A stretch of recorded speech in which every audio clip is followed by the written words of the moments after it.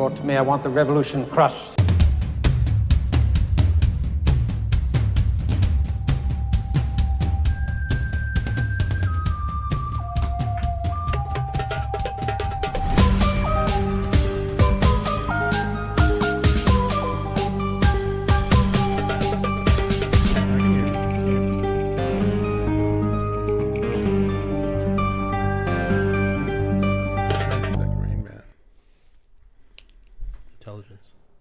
Assalamu alaikum and welcome to the Mamluks.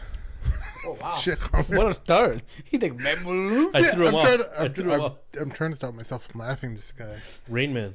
That's what they call me. It's a compliment. You can take that as a compliment. Yeah, Very intelligent. he is very intelligent. Okay, this is just we have to talk about this. So, Amir and me are kind of doing this. I'm kind of onboarding him to this new thing, and I love his mind, but he's just sometimes it's too legal. It's over analytical. Like I'll tell him, I'm like, hey, Amir, just do this, right? And he's like, he'll bring out a notepad, and I need to know the process. I'm like, it's really not a process, dude. Just do it. Yeah.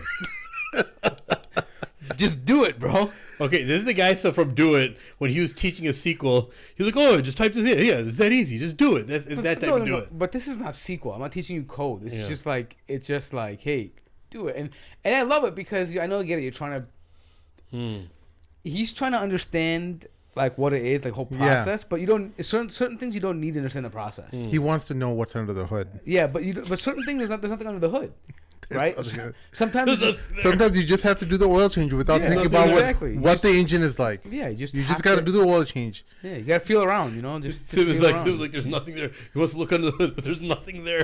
I like that. Sometimes nothing there. You don't need to know what an engine is built like and how it's operating in order to do an oil change. That's true. Sometimes, very true. Sometimes just a good karate chop just to make sure you're good. You know, that's it. You know, like. But I mean, I love it about you, but it's just sometimes it's like. I feel like sometimes it yeah, especially in the IT sector. Paralysis. Are you guys holds you down? No, I don't know what you guys are working on, but is it IT related? No. It's not entirely. It's a bit more research related. Yeah. Okay. Right. It's legal though. Don't worry. We're not doing anything illegal. Okay. Yeah. But it's just I noticed it and I'm like, hey, I love him, but it's just like I have to remind you. That's why I was telling you. Remember, you might think I'm being mean to you, but I'm like, I don't think you're being mean to me. I'm like, just do it. That was nice. I'm like, just on a regular basis. I'm like, just do it, right? And like, you don't have to worry about that. Just do it. Like, just do it. Just do it. Just do it, Nike. Yeah. Yeah. But I think he got it. Yeah, Sheikh, are you excited about the Epstein files coming out soon? They're gonna come out soon, bro. If they are, they're gonna be all weird. Dude, nobody cares. They made it's everybody supposed forget to come out on Friday. It's so waterboarded, bro. Everybody got waterboarded. Nobody even really like. No, even if it comes out, no one's gonna believe it. That's what they did, bro. Wait. Do you guys think that it's actually gonna be unredacted? No. I think it's all gonna be blacked out. That's what I'm expecting. Yeah. Pages missing. Of course. It's damning and damaging. I mean, like, for There's example, no way. when they released the JFK files, everything was like black lines, right? So it's like, it doesn't really matter. Like, it's just, oh, good, it's page number 2. Great. And like a big block of like black, right? And then, page 3. And the U.S. government. Oh, good. We got that part. Page 5, right? Yeah, like, exactly. There's really nothing there. And it's to the point where it's like people were so waterboarded by, okay, it's coming out now. It's coming out. We can't wait. Until now, people are just going to be like, whatever. We're not going to get it. And they want people to give up to not want it. But let me ask you a question. I really feel like, and this is not just for Republicans or Trump supporters anyway. I think it's for both parties. Even if they were to release like unredacted, like, you know, pages, right? Do you think it would really make them change the opinion of the person they're voting for? I don't think so. Well, I think a lot of people on the right, Trump fans and stuff, the hardcore guys, they'll always be in his corner, right? Yeah. I think Trump already lost the people he could lose. Yeah. But now he'll have like this air of being a pedophile. Yeah. Over his head, and people will be trying to distance themselves from him. I think that's like really the biggest fallout from here is that people won't want to publicly say they're like a Trump supporter. He'll always have his base, that concrete base, that, you know, the pro Republican, no matter what. So let me say this. So forget about the public space for a minute, right? I'm saying when it comes to voting, I think for a lot of these people, they'll be indifferent to it. Like, let's say it's known that he's a PDF, right? Whatever it is, right? Yeah. And then they may not come out and tell you, hey, Sim, I'm going to vote for Trump. But I think that when they go to the ballot box, they'll be indifferent to it. They'll be like, I'm still voting Trump. Yeah. Or I'm still voting Biden. Like, or whatever. Because that's their party. Like, that's who they look at it more like, well, this is, they're ideologues, right? Like, ideology-wise, I'd rather have the Republicans or the Republican guy in than the Democrat guy. Yeah. And I think that's where everyone is wondering who hates who the most. Right. In terms of America's political climate is like both sides are very unhappy with their party. Democrats have a very low approval rating. Their approval ratings just came out very low. And the Republican side as well has very low approval ratings as well. So it's like who's like who hate less? Yeah. Who's hated less? Yeah. So do you think that Gavin Newsom is going to run in 2028? I think he's been doing the rounds, right, on the interview circuit. Mm-hmm. So I think he's trying to test the temperatures. I think he's probably the most likely candidate. I don't see any other names being floated around. Who was? And to be honest, it's still a little bit early. But who's that one from Gretchen from Michigan? Gretchen. That's the governor, right, from Michigan. That lady. I think she was a forerunner for a little while too. I forgot her first name. Is it Gretchen? I'm not sure. Gretchen. I think his last name is Gretchen. Oh, Gretchen Whitmer. Yeah. So she's from Michigan, right? Yeah. Yeah. I think she was being floated around for a while too, but I think she's also, our good old fat boy, Pritzker. He wants to run for. I think he's claiming they're talking that he might make a presidential run. Yeah. But can I be honest? Yeah, be honest. Americans are shallow, dude. Like, if you're a fat, obese guy, they're not going to vote for you. Yeah. That was Chris Christie's problem. Like, presidents have certain... like, if you're a bald guy, you probably won't get elected. No. Ever since the day of, like, JFK, the first televised public interviews, like, debates, like, before that, you could be crippled, you could be whatever, right? It didn't really matter, right? People listened to you if you had a commanding voice and presence and auditory skills, orating skills on the news, you were fine. Yeah. But when you had like JFK, actually that's what they said. Like JFK really beat Nixon because it was purely on looks, like aura, presentation, right? Like, and so I think presidents fit a certain profile. They're at least 6 foot tall. They have a full head of hair. Yeah. They're in shape. Like the last time a bald guy won was Dwight D. Eisenhower, and he was a general. Yeah, well, in wartime too. In wartime, so so there's definitely a problem against bald guys like us. There's prejudice against us, but then you saw a guy like George Bush beat Kerry, right? John Kerry. I mean, John Kerry is a lot more handsomer than him. Well, I don't know. I'm not going to talk about looks, but I think what happened is, keep in mind that. I think in the reason why that happened was that was truly based on party values, right? Like Democrats were more like seen as less war type, right? And people wanted blood, right? Like they wanted blood and like they wanted and so I think they, I think they wanted someone who's going to be stronger. And to be honest, also we were just coming off of usually it's almost parabolic, right? Like we'll have a Democrat, then we'll have a Republican, right? Yeah. And we were just coming off of Clinton for 8 years, right? Yeah. And although it was great, but now it was the Republican time, right? And then you had the war, 9/11, right? They're obviously you're not gonna change a president in the middle of all that, more than likely, right? They wanted blood. They wanted someone who's a war hawk. They had Dick Cheney in power, right? Oh, by the way, you know what I love about it? That bastard died and no one really gave a crap. I mean, it wasn't really even like news. Like he's not even remembered. Yeah, like they didn't lay his body. I mean, you know how we hear about I think we knew more about Charlie Kirk Yeah. than we did about Dick Cheney dying. Yeah. Right? Like, I mean, they laid Charlie Kirk's body in the rotunda and all that stuff, right? I didn't hear about anything that. Well, for, that makes you wonder. Like all these guys, these super powerful people, they worry about their legacy and their power, and you know how their names will be mentioned in history, and not so much. I don't think so. Not anymore. It's a big deception. Like you see a guy like Dick Cheney, who was effectively the president. He's the one who made all the calls, but he was still a VP. Well, yeah, right? yeah. I mean, like, but he was the most influential VP, though. Like, to be honest, bro, like, you look at, like, I was just doing a random search, like, Dan Quayle, right? I just wanted to see what happened. Like, no one even knows what he's doing these days. I put it this way. If I saw Dan Quayle at, like, you know, Shoppers Drug Mart or whatever, or like, you know, Walmart, I wouldn't recognize him. Yeah. No, I wouldn't know who he is.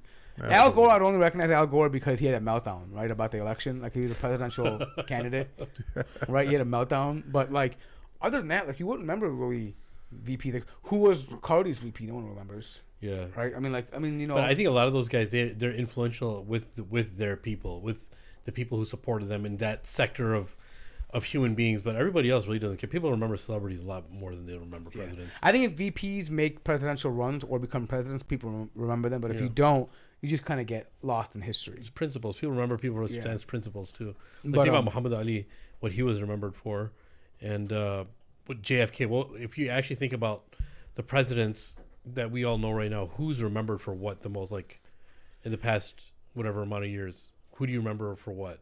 Obama, first black president. Yeah, but do you think JFK is remembered more? Obviously, because he was shot and everything. But well, JFK's remembered because I mean, I think it's not only the way he died, but also I think they tie it to like the civil rights movement, principal stances he takes, right? Yeah. Abraham Lincoln, slavery. Yeah. George Washington, the founder of the nation. Benjamin Franklin. Yeah. You know, I mean, like these people. But celebrities are going to be remembered better. He's than the these inventor. guys.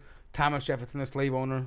Monticello. And that's why that's why I was saying it's so deceptive that these people they're to be the strongest person, the most powerful person in the world, and they're not remembered. I think the way they want to be remembered. Yeah. Imagine wielding all that power, but that power that's when you're there, obviously, is one hell of a drug. Obviously. No, it's just funny. Like you sacrifice so much. Yeah. How many skulls you climb to get to the top, and then you die. And well, look at Biden right now. He went to the top. He's being made fun of while he's alive. He's seeing himself get humiliated by Trump, and just everyone. You know, and he's when he croaks, people remember him as the dementia president. And I think that's what Trump is. No, I think that's what Trump is afraid of. I think that he's going down that hole too. He's really holding it down, trying to hold it down, and push off all of the hate towards him and his legacy. But he's feeling it now. It's crazy, that's why he's scrambling with a whole bunch of things now. Like you see some of these people that like run for these positions. Like I saw this random like documentary. I don't know how I found it. I watch these U.S. history documentaries before I go to bed. Yeah. Like when I'm laying down to sleep, I just put it on and listen. But like James Garfield, one of the most unknown presidents in American history, he literally had a term of U.S. president for a couple months. He was elected and he got assassinated, right? But like virtually unknown. Like I mean, like you wouldn't if they didn't write history. I mean, I only know his name because of the cat, Garfield. Right. And then we have Garfield Park here in Chicago, also, right? But the point being is like, but if you look at what he did before he became president, he was pretty impressive as a man of character, like why he decided to run and all that stuff, right? Wow.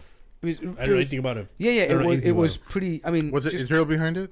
Huh? Was Israel behind it? No, I think it was another party that was there. It could be. You never know. Actually, at this point in time, I don't doubt it. No. Yeah. I don't doubt it. No, I think it was the early 1800s. Yeah, it was. So you never know, man. The early Zionists might have had a problem. You never know. Yeah. Early Zionists. Old Theodore Herzl. Yeah, Theodore Herzl. No, but listen. But anyways, like when you research it, like it's just these are just people. It's funny how some people who you'd never think would make a splash in history also remember too, right? Yeah. Like, I mean, I'll give you an example.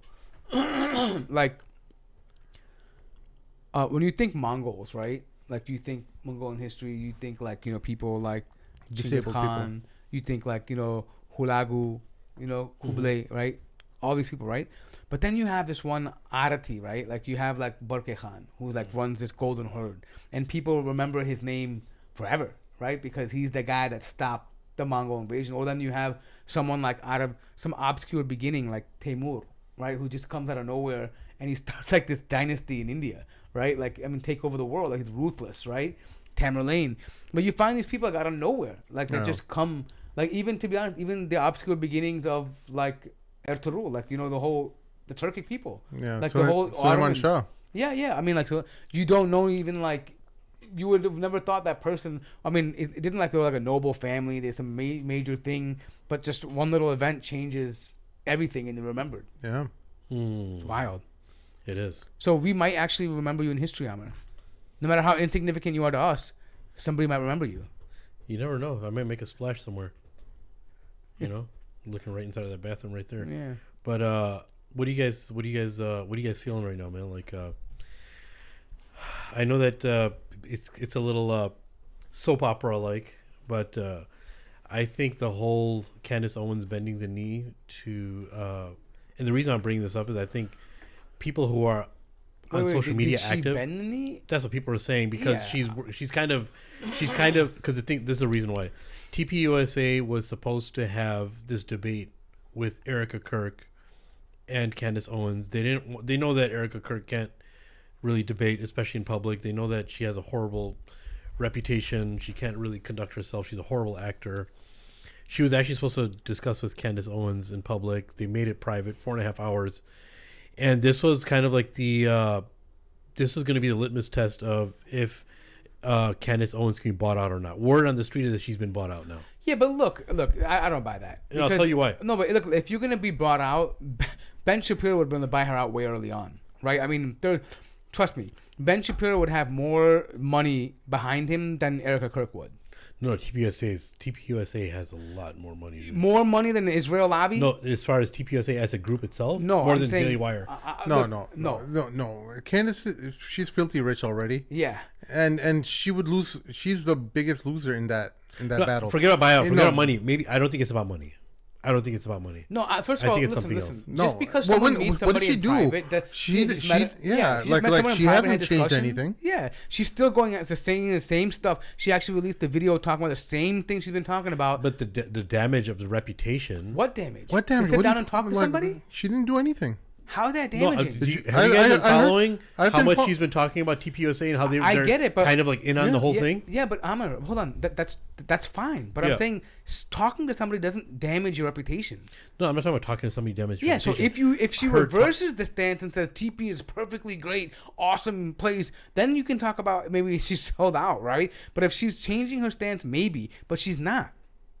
She's not changing her stance at all? No, I mean, I haven't. Because she's been saying that TPUSA is like involved. She's like has proof that they were involved in the murder of Charlie Kirk and all that. So all I'm saying is that I haven't seen anything from her reversing her stance on that. Yeah, no. So like, forget about that. That's the reason why I brought that up is, I think if that comes out that she had to bend the knee, because that's what people are saying on social media, that she had to bend the knee. If that is the case, then I think people, what they thought Israel and the control that it had over even TPUSA and a lot of the political wings of the Republicans, I think the control that people were talking about as far as Israel, I think is deeper than they actually thought it was.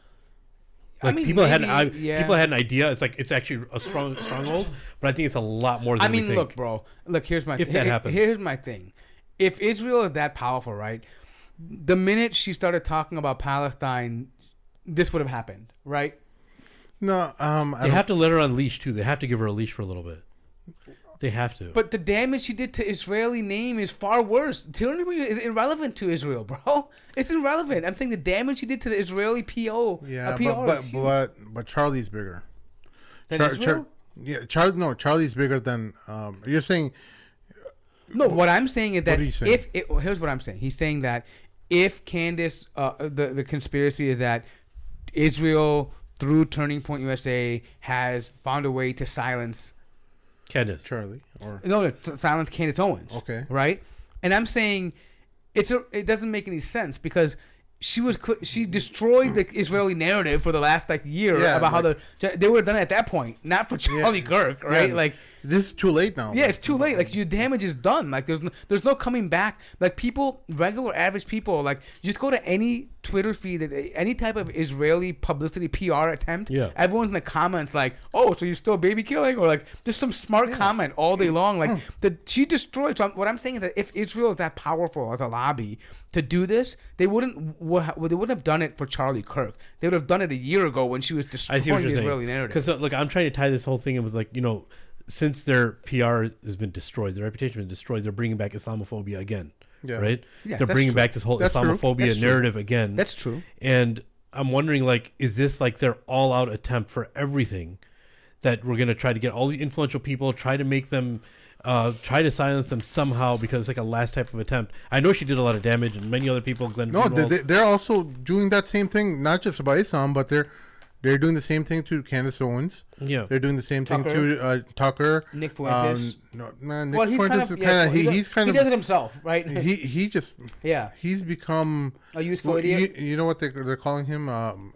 No, 109 people can't be wrong. Yeah. You know, 109 people can't be wrong. Yeah. So he doesn't make any friends, and so he reminds me of the Hakikuchu types who can't make a friend with if their life depended on them. Like it's They're always bitter. No, They're always bitter they about can't something. they Yeah. literally can't get along with anyone, you know, and they're just so alone, and they're like Yeah. they're just But- alone in but- their castle. But so, do you understand what I'm trying to say, though? Yeah. It's like this is like the last attempt to throw all these people who brought Israel down so bad.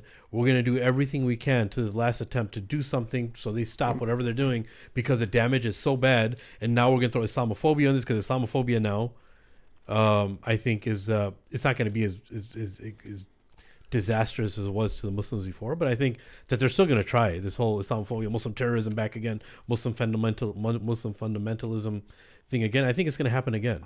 And I Well- think they're going to try really hard. Here's what I've noticed. There's clearly a ramp up of anti-Islamic content on Twitter, Yeah. TikTok, and it's not even just like it wasn't there before. It's very obvious that it's being pushed to you, Oh yeah. right? More obvious than before. And what I've noticed is that people are noticing that. They're like, Yep. has anyone just noticed anti-Islamic Yep. content all of a sudden just It's coming out of ridiculous. nowhere? Yeah. And people are coming out like who are just everyday people. They're like, hey, I'm indifferent to it, but I am recognizing it. Like they're trying to force this narrative about Muslims, and I don't think it's being as effective. People aren't going to believe it anymore. Yeah. People aren't going to believe it. But did you guys watch the Sami Hamdi on Piers Morgan? No, but let me just finish Yeah, this sorry. thought. The one person who predicted what was going to happen in December was Candace Owens. She predicted a false flag operation Yep. that will be conducted by I told you guys, bro. Mossad. She's onto something, bro. I'm telling you, she's got. I don't know if it's sources. I don't know if it's like She got magicians or something. She got But sources, she bro. knows stuff. Like, She does. and there's a lot of people who talk to her, like insiders and stuff. That's why I think she's important, that she has to bend the knee somehow. No, I don't think You she don't has to think bend the knee. I think if anything, what they would do is they would kill her. Yeah, why bend the knee? Why would bend the knee? Like it's too late to bend If the knee. anything, Candace has proven is that she's for them in their mind, she'd be an uncontrollable asset. One day she's complying, the next day she's not. Right? She's unruly for them. It's not dependable. So if you're thinking as an intelligence agency, your role here is to eliminate her. Right? If you are really wanting to solve the problem, right? Make her a martyr, kill her, and then say, "Oh, she was always supportive of Israel." Blah blah blah. Play all the Like clips they did that with were Charlie there. Kirk. Yeah, Yeah. I mean, so but that would be the MO. But this idea of bending a knee, just look, this is what I have. Like, there are people who I don't mind conspiracies, but there are people who just go crazy with this stuff and they don't use their brain. Yeah. They just spout shit because it's cool to say, "Oh man, Israel's behind everything. They got here. They're the reason why I can't He fart actually today." sounds like Alex Jones while he's saying "Oh, that. I can't fart today because Israel just poisoned my McDonald's." Like it's just dumb stuff. Like, you idiot. It's like, Yeah, like every single thing is Israel's fault, and that's another end of the stupidity. and you know what I think? I think actually Israel loves that. Because when you make them out to Yeah. be this crazy boogeyman, like he's under your bed, he's listening to your conversations, he's got control of your bank, he can get you fired. Like, oh great man, if you fear me that much, then by all means Keep saying it, bro. Yeah. Yeah. You're gassing me up. But for me, when I look at this from a bird's eye view, it's just getting more and more chaotic. Like there's all this damage repair that's trying to happen, but I think on all levels, and I just think everything's just getting more and more chaotic, more and more, and everything just seems so like weak. Do you guys get that feeling? Like everything just seems like, it's like a feather in the wind. It's weird because it shouldn't be like that. What you're saying is we're basically getting desensitized to everything, and it's true. I'm feeling it too. I'm like tomorrow 1,000 people from Gaza can die, and it's just like, you're right. oh, just another day. What's the number then? Is it 1 million? Like what number would it be like where we would be like, oh my God, like this is an apocalyptic level event? Well, here's the thing. It's not just That's about a great observation. about After a certain amount of threshold, numbers don't matter. Yeah, no, like what's the threshold there? Yeah. no, but look. There's a whole country. No, just imagine. I don't want to mention anyone's country or anything, but like imagine one country just gets wiped out. Like, does that even bother people anymore? Like, oh wow, yeah, that country used to exist the other day, and now it 1 doesn't. week memory. But I don't think it really does, man. I mean, I'll tell you why. I mean, we've seen numbers like this already, right? Afghanistan, Iraq, Syria, Sudan, Libya. Like, I mean, this is not like it. No, I'm talking about like just a civilizational collapse type event where something just completely gets wiped out off the map. He's saying, is that something that because of everything, are we just desensitized to all of No, that? I don't think it'd be desensitized, but they'll be like, okay, man, it's very tragic. Yeah, you know, it happens, exactly. right? Yeah. But the thing is, like, It happens. It happens. It's sad. That's a perfect answer. He said it happens. He did it. No, I'm saying that's what they would say, right? It happens. It doesn't right? happen. It happens. It doesn't happen more. I'm saying that's what We're they would- desensitized. No, I'm saying that's what I'm saying is that's what they would say, right? It happened, right? These things happen, right? And they would. It doesn't happen. Though, I know Lord. that. But I'm Okay. saying Crazy. They're Yeah. saying that, but the thing is, like, that's just the way people approach these things now. Well, because there's so many, they're gonna look at it and say, oh, there's so many details we don't know. And they're gonna go into it and deconstruct it, unpackage it. Oh, it's not a singular factor that caused this. There's so many contributing factors. They'll go do all the analysis and documentaries and right. People are trying to get the nitty gritty of it with losing the actual idea that billions of people are dead. Right? They're getting all the how, why. Kind of how Amr does with the instruction I gave him. Right? He'll lose focus of the actual topic, but then just getting the nuts and bolts. Here's what's actually happening though. What happens is that it affects a lot of people around the world, but when it affects Americans, when anything affects them, it affects the world. Mm-hmm. They make their business everyone else's business. Yeah, you should also if feel. I hurt, you all hurt. It's an incredible sense of entitlement, spoiledness, whatever you want to call it. Americans are just so self-absorbed that if even a pinprick hits them, everyone has to feel it and know about it. Like, hey, look what happened to me. Look. This is look, this is outrageous.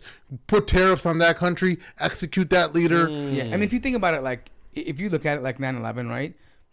It's minuscule in terms of events in the last 30 years. Minuscule. Sheikh went to like so many countries afterwards and like what happened in America. Like, oh, didn't you hear like 9/11 happened? All this stuff. Remember, Sheikh, when you were telling us? Yeah. You came back from Mauritania and like people didn't even know about what happened, and you're like, yeah, go ahead, tell them.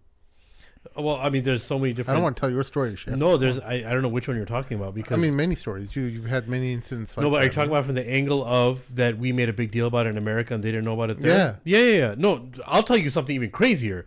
This one guy, I'm in Egypt. He's a tailor. Yeah. Okay, I'm coming back to the States, and I'm getting some clothes sewn for people and myself, and he's like, "Man, what's happening is so tragic," you know. When you see George Bush, he tells me that when you see George Bush, tell him that we're very, very unhappy with finding all this out and we're never going to support him. I was like, wait, hold on. What do you mean? He's like, you go. I was like, all right, I can't meet him. He's like, no, you can. You can go to the White House. I was like, you think I go to the White House? They think that I can just go to the White House and have a conversation with George Bush and tell him we're mad at what you did, bro. But you know what I'm saying? wait, but can he just go talk like Husni Mubarak? Like, oh, he can. Of course he can. But it's America. It's a land. So, but that's the other opposite. But no, but people actually, what we make really, really big as far as even a lot of like the homegrown terrorism and fundamentalism and all that. I talked to the Egyptians that are like really, really into like international politics. Were a few people that I met. So many are living in so much poverty. They don't have time they don't know a majority of the stuff that's happening here. Americans think that when they go places, everybody knows all their problems, but we don't. or the majority of the world doesn't. But I think to what Sim is saying though is that we amplify that. So if you open news, right, we're gonna make sure it's on BBC. We're gonna make sure it's on Al Jazeera. We're gonna make sure it's there because what Sim is saying is that America wants to project its influence. Meaning that if we get hurt, you all are threatened to get are almost in threat too. Yeah. Because we're the only ones here protecting you. So if we fall, everybody else is gonna fall too. Yeah. So you have to be aware that we're under attack, like or we're feeling some kind of pain, and because of that pain, you're gonna start feeling pain too. Yeah, I think people in power generally want to emphasize the connection between the influence of America, the American hegemony in that region. They want to say, oh, if things are getting bad for us, they're gonna get bad for you. That's the same playbook that Israel does. Hey, if Israel's not doing good, trust me, Saudi Arabia, you're going to have problems. Iraq, you're going to have problems. Yeah. UAE, you're going to have problems. Egypt, you're going to have problems, right? All these places are going to have problems because Israel is having problems, right? And so it's the same playbook that they do. But really, if you look at it in terms of casualties, damage, all of that, it's minuscule. Yeah. Like it's a blip. It's like one day maybe in like a war happening in Iraq or Sudan or Syria or Lebanon or Palestine. It's literally like a day. Yeah, you're right. Maybe half a day in some places, right? 3,000 people.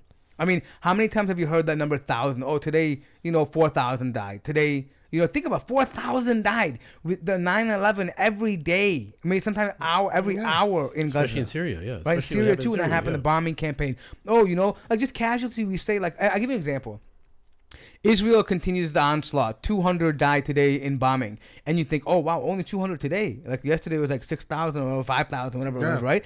You say, oh, 200, not too bad today. Things are calming down, right? Yeah. But then you think about, imagine if you go to the south side and say, hey, 20 people got in a gunshot today.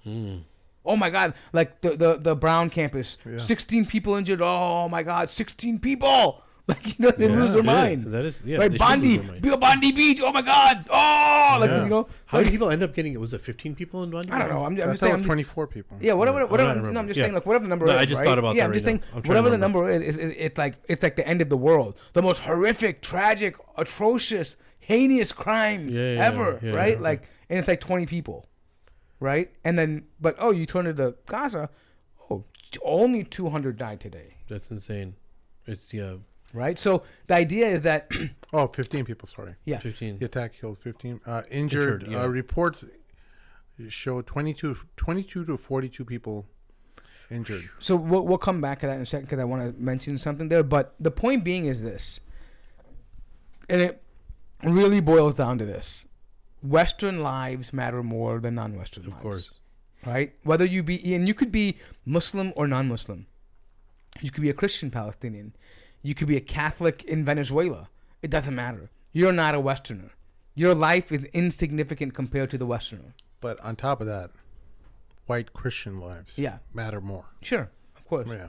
Because we've seen American citizens go to Palestine and they got killed, and nobody even blinked an eye over here. They're like, oh yeah, well you shouldn't have gone to the West Bank. Like, what? The West Bank is supposed to be safe. Yeah. And the victim blaming. Americans are quick to. Well, why would you want to go to that shithole? Yeah. Like you deserve it. You know what I mean? Like kind of dumb stuff. Like stupid things. Like, but they never apply that logic. Like, well, if you don't want to be, bombed, don't invade your neighbors, Israel, right? You know what I mean? Don't occupy land, right? You could say the same dumb comment to them, right? Like, oh, you FAFO, right? They hold the whole thing, right? They can do the same thing to Israel, right? Oh, well, you FAFO'd, right? You really did. But coming to Australia, interesting enough, I think we were going to talk about this. There was this Muslim guy who attacked... Father and son. No, I'm saying, we're talking about the attackers. But then there was a guy who prevented the attack. So the attackers were... The attackers were Muslim. Two Pakistani guys. One was a father and son duo. Sajid Akram and Naveed Akram. Naveed Akram, right. Ages 50 and 24. Yeah, and then there was a guy named Ahmed Al-Ahmed who was a Lebanese guy, Muslim guy, who tackles one of the Akrams and then takes away the weapon from him. Yeah. In the process, he didn't shoot him, but the guy runs away, and then I think the other Akram gives him a weapon, so he shoots, Ahmed Al-Ahmed. And I was wondering about this. Why didn't he shoot him, right? And I'm thinking, you know what? Ahmed's pretty smart. You know why? Because imagine you're a Middle Eastern guy, you grab a gun and you shoot that guy, they're gonna think you're the shooter, Oh yeah. and then gun him down. So he's aware of a situational awareness, right? Imagine Maybe, yeah. I mean, I thought he was just, you trying to be a nice guy. No. I think it's difficult to shoot someone. Some people genuinely have difficulty shooting Maybe, or pulling yeah. the trigger. Yeah, I thought, adrenaline, yeah. I thought he might have just frozen. But then and he did pull a really Arab move. Like he just took off his shoe and threw it at him. Oh, is that what happened? Yeah, I didn't know about the like, shoe part. That's pretty- legit. Like, I think it looked. That's I insulting. don't know if he had a ship or not, but he's like, Ship, look at ship, his alhamdulillah. shoe like threw it at. But anyways, but the funny part about all this is when the original report broke that it was a Muslim that had. Wait. So Ahmed Al-Ahmed, he threw his shoe. No. Then he got shot. No. What happened? When did he get shot? So I'll tell you. So originally, what happened was he came from the side where the guy wasn't looking, grabbed him from the back, wrestled the rifle away from the guy, right? Pointed the rifle at the guy, didn't shoot him, right? The guy, this Akram guy, backs away, right? And in the process, so he disarms him, right? But I think the other Akram has a high point, like they're on the crosswalk on the bridge, so he's firing in the direction, right? So Ahmed Al-Ahmed like trying to move away, but then obviously that other Akram comes to me, the other one who just got de-armed, and gives him another weapon, right? So in that process, somewhere there, Ahmed Al-Ahmed gets shot, Yeah. right? So interesting enough, he could have probably shot that one of them with the gun, but he didn't. I don't know why he didn't, but maybe, like he said, it could have been nerves. It could have been they didn't want to shoot him, whatever, right? Situational awareness, but that's how he ended up getting shot.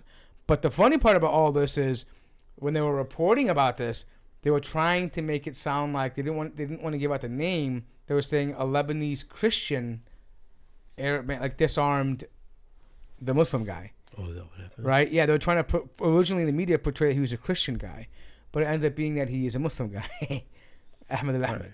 Here's the video.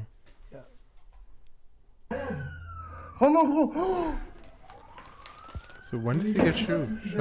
It's later on, so that you see, like now he moves away. It's when he gives. See that someone else is shooting in the back. Yeah. Oh, this is the son. Yeah. No. Is that the father? I think it's the father. I think the son gives him the weapon. Oh, he should have just hid behind the tree. How did he get shot? I don't know. It happened later. See, I think he's worried about being labeled a shooter because he put the gun down. He's trying to wave. See, look, he threw his shoe. Oh, that's another kid. No, that's another kid. That wasn't Ahmed Al-Ahmed. Yeah, it was. It was. It was a little kid who came and threw a shoe. No, go back. We're on the video. That's Ahmed Al-Ahmed. No, look, bro. This is Ahmed Al-Ahmed. Yeah, now he's gonna run forward after he puts the gun down. Yeah. Just watch. It's the same guy in the same shirt, bro. Watch. No other kids there. Look, that's him. He's gonna come back in the frame. That's him. That's him. No, this guy's got it's hair. not. Oh, it's not. This kid's got hair. I don't know. Oh, yeah, that's not him. Never mind. Yeah, but yeah. But I think that guy on the top is still shooting from the bridge wall. I think he ended up giving the de-armed Akram another weapon. Okay. Right, and they had the high point pretty much, right? So they're shooting around the crowd, and that's how he gets injured. Okay. So. Yeah. But anyways, he ended up being he's a Muslim guy. He's not a Christian.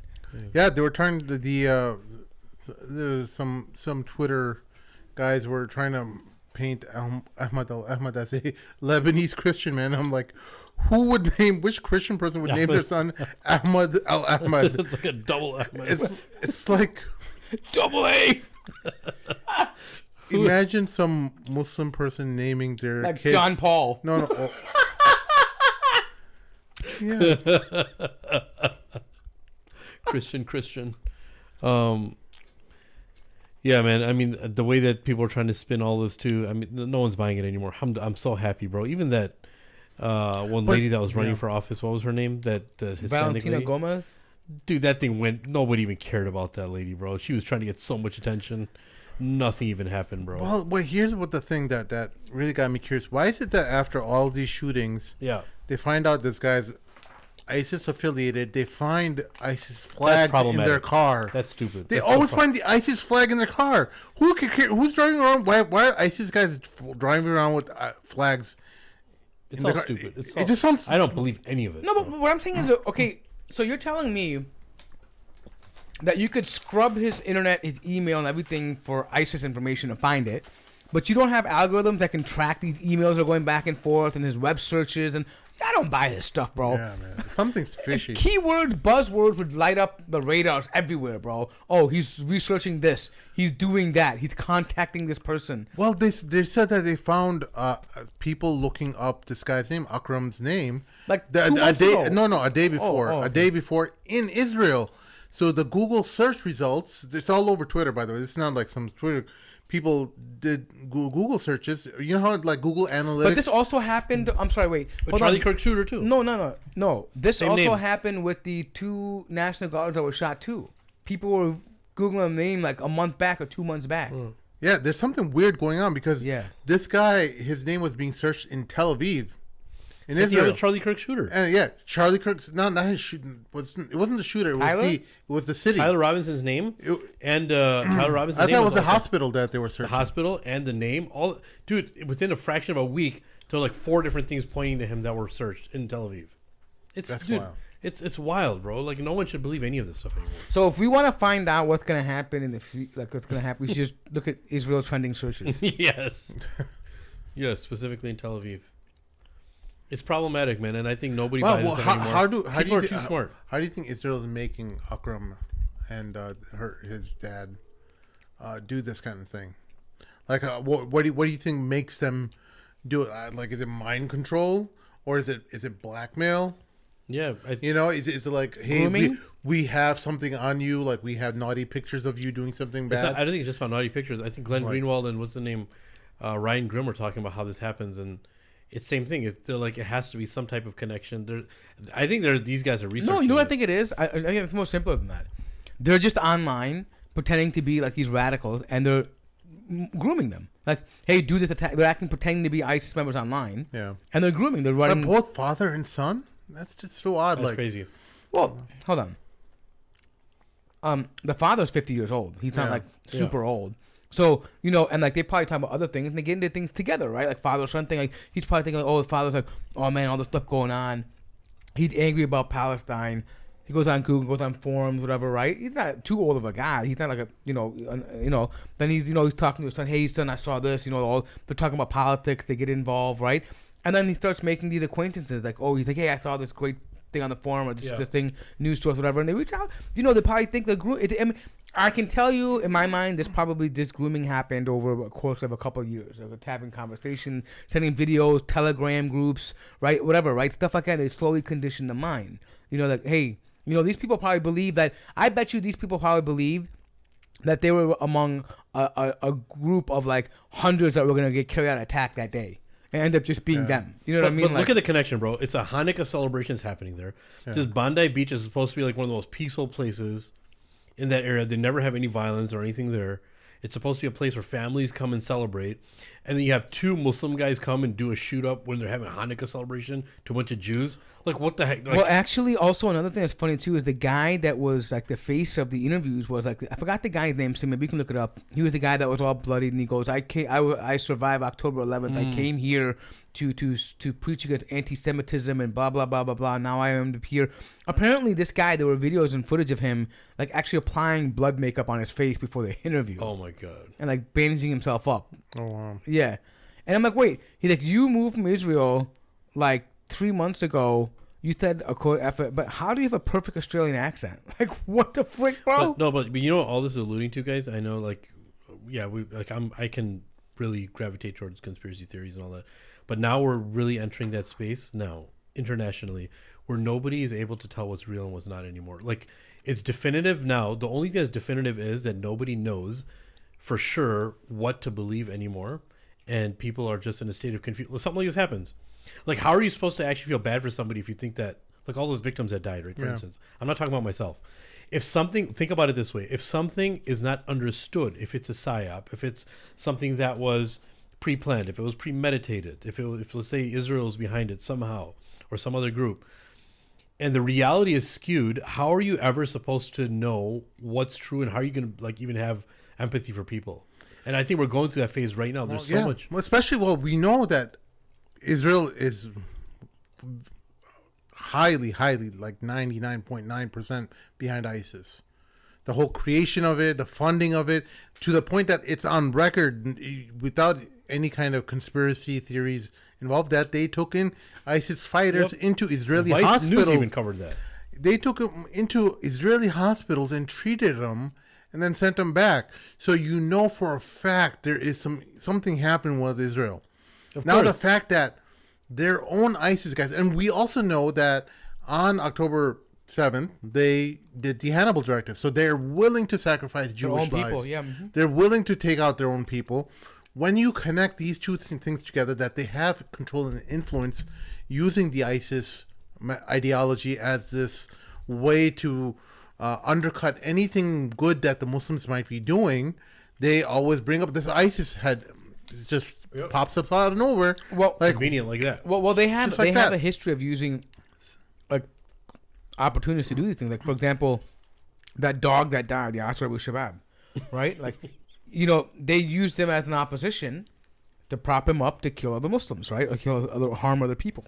Another thing, for example, speaking of the Hannibal Directive, we come to find out now, surprise, surprise, after like, you know, a whole year, those redheaded babies and their mother, they were all talking about, they were like, oh yeah, Hamas is starving them, they killed them, they've left their bones. Well, surprise, surprise, Israel intelligence released a document saying it's very likely that they were killed during Israeli airstrikes. Yeah. So, surprise, surprise, a-holes. Yeah. You know what I mean? Like, but again, the damage is done. Like, no one's ever gonna read that. Like, and Israel doesn't care about being truthful. What they do is they shock you. You hear that? Oh my God, 40 beheaded babies, and people will never authenticate to see if it's true or not. They just hear this outlandish headline, and it stays imprinted in your mind. Yeah, the effects of it still remain. Yeah. Even if it's disproven, it still has an edge over your psyche, and that's how they do what they do, man. It's crazy, it's insane. But yeah, all said and done, bro, nobody really believes a lot of the stuff that's happening. Speaking of that, how do you think Sammy Hamdi did on Piers Morgan? You guys watch it? Yeah, I still have to watch the rest of it. I saw like I didn't see any. They didn't let him talk that much. That guy Jonathan, I hate that guy so much, bro. Jonathan Brown. No, I'm kidding.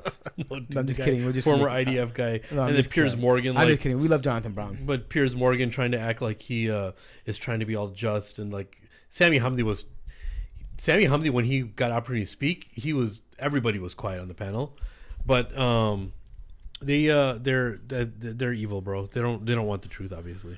Yeah, let's find this thing. I have to watch the rest of it. It just angers me, bro, because you have somebody like Sammy Hamdi, and he's trying to speak, and every time he speaks, he gets cut off when he's trying to say something substantial. And it's like, why do I watch this, man? All right, let's see.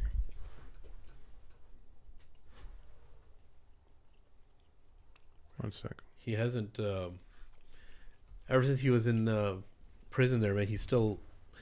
Obviously, he lost a lot of weight there, and he hasn't come back to his normal weight. But I'm just, mashallah, man. I'm glad he didn't make everything about him and what he went through. He was such a gentleman, bro. Sammy Hamdi, look at him. He looks so much smaller in here. Oh, sorry. 1 second. There's the old tab mute. This is a war casual. When you look at the world as it is today, think about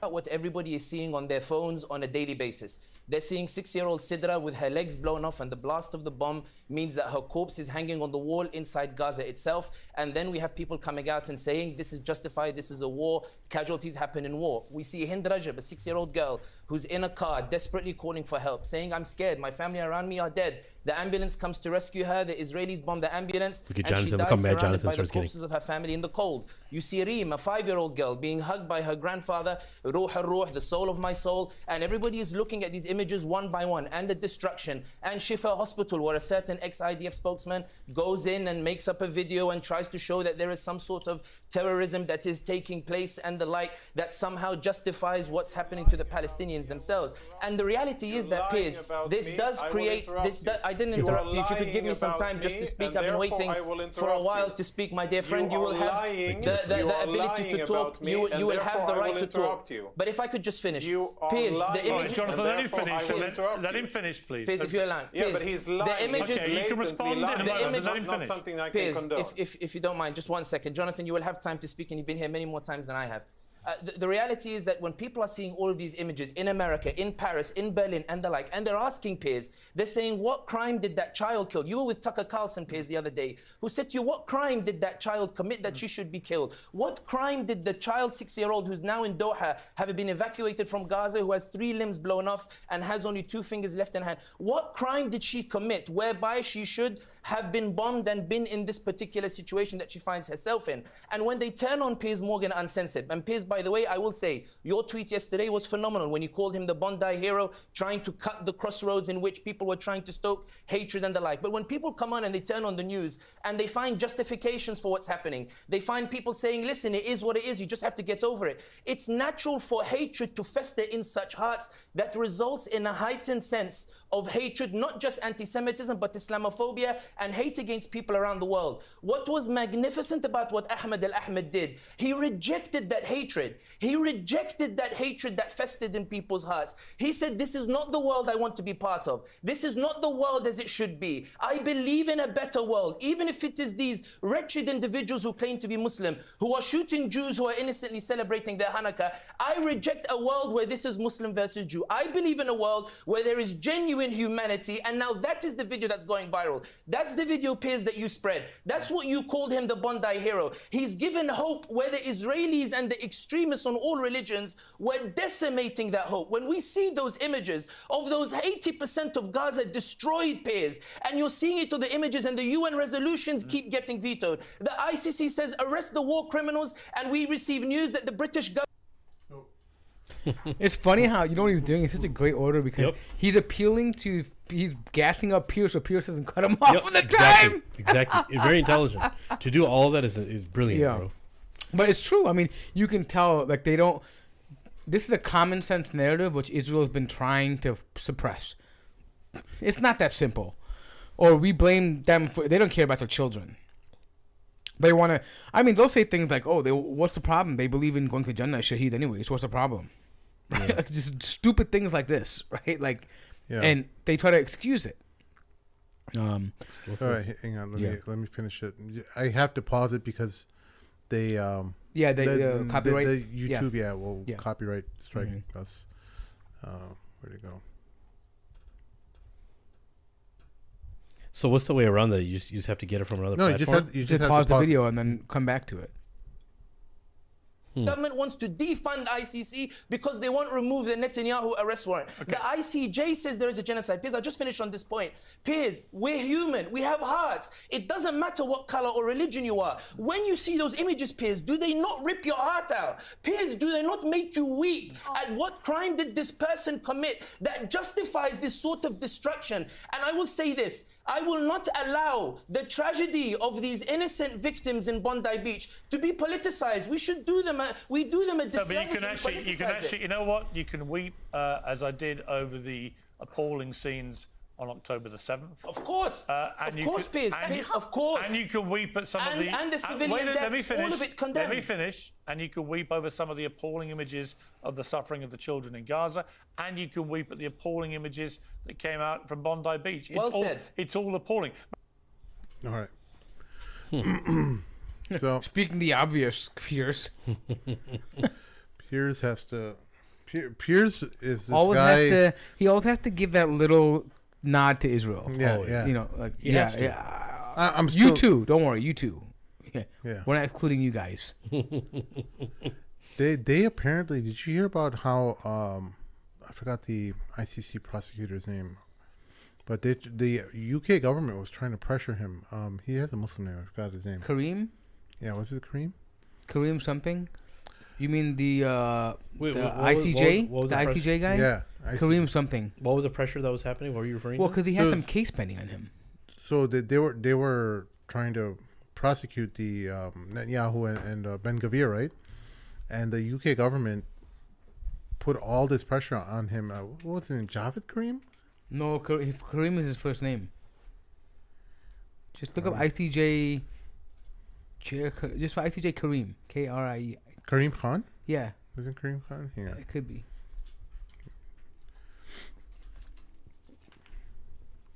Yeah. Yeah, hang on. Ritual is the protection of babies. I mean, these are fundamental.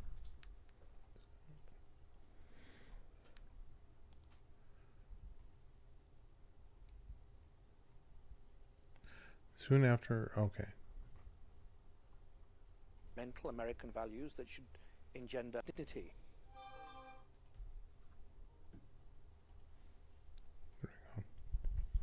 Of the individual is the protection of babies. I mean, these are fundamental American values that should engender bipartisan support. Now, of course, this situation, unfortunately, lies on the San Andreas fault of international politics and strategic interests. And of course, I've had some elected leaders speak to me and be very blunt. This court is built for Africa and for thugs like Putin, was what one senior leader told me. We don't view it like that. This court is the legacy of Nuremberg. This court is a sad indictment of humanity. This court should be the triumph of law over power and brute force. Grab what you can, take what you want, do what you will, and we're going to simply be, we're not going to be dissuaded by threats or any other activities, because in the end we have to fulfill our responsibilities as prosecutors, as the men and women of the office, as judges, as the registry, to some dignity. All right. So basically, this guy, he's gone on record, I think last week, where he's talking about the incredible amount of pressure the UK and Israel put on the court before they made their ruling. ICC prosecutor Karim Khan says the UK threatened to defund the court and withdraw from its founding treaty if it pursued arrest warrants for Netanyahu and Yoav Gallant. This is the Guardian reporting. Yeah. So this is insane. Like the amount of pressure they put on this guy and on the court. That they're going to withdraw from the treaty. The International Criminal Court. So basically wild. It would be meaning whatever they pass would be non-binding. Yeah. And by the way, these are the same courts that they litigate like even trade disputes between parties in different nations. The ICJ can oversee that, right? Because it's international, right? Because let's say you have two parties that are doing business that are international, they can meet at a neutral court, not U.S. or whatever other country. So this is not just about like wars or whatever. If they withdraw, that means like any standard of international justice doesn't apply. When you honestly though, like a moment of like reality, when you guys forget about all the politics, forget about everything you guys read, forget about what all the reading you guys done in your whole life. When you hear things like this, what's your honest like internal reaction? Forget about what you talk about to people. When you see all this happening by way of Israel being able to leverage this by help of America, on a human level, forget about politics, forget about philosophy, forget about everything. What's your like internal reaction to this? I expect it. I mean, no, like something a little more substantial. Like no, I mean, as a human, like what do you think of? No, I'm being as brutally as I can. I mean, I expect this. I mean, I don't expect anything different. It doesn't shock me at all. I mean, on a human level, they're just leveraging the power that they have. Yeah, it's a power thing. It's literally a very powerful entity, Israel, with its influence over the United States, with their billions of dollars of practically unlimited resources that they have at their disposal, doing everything that they can, lying. That's cheating, what's happening. I'm saying you as a human being.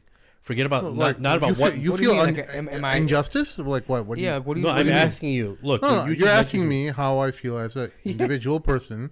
I feel like, oh, that's unjust what they're doing. Yeah. I mean, what kind of other reaction should you have? I mean, no, I'm not saying about should you have. I just want to know, like, I'm just saying when you see this, like some people they see this and they think, okay, there's no hope left. I'm not talking about you guys. I'm gonna give you like. Certain people when they heard about the ICJ thing and even this type of criminal court can't do anything, their hands are tied. Yeah. Some people are like, oh, we're screwed. I'm not saying you guys did. Okay. So I'm saying your personal that's a valid feeling. reaction. I think that's no, it's a valid reaction, but I think most people don't feel that way. I tell you why. Because even in the court systems in their own country, most of this is corruption too. Most of the world has corrupt courts, so they know that courts are just who you know. It's the people who have power. It's power brokering, right? So I don't think people are disillusioned by the fact that, oh my God. But even this is actually a victory, though. This is in spite of all that power, money, wealth, influence, corruption that the Israelis and the United States and the British had over so many areas of power within international law. They weren't able to make the ICC bend the knee and pass or acquit or abandon the Netanyahu and Yoav Gallant. You know, so there's a victory in that there's actually a glimmer of hope that there are good people in the world, and that there are people who want to see these people pay, and one of the main thing that is going across non-Muslim media, we all know as Muslims, like what's been going on and stuff, but they're now saying like, hey, Gaza is like what showed us what's happening. Without Gaza, none of this we wouldn't have known about any of the stuff that's happening behind the scenes.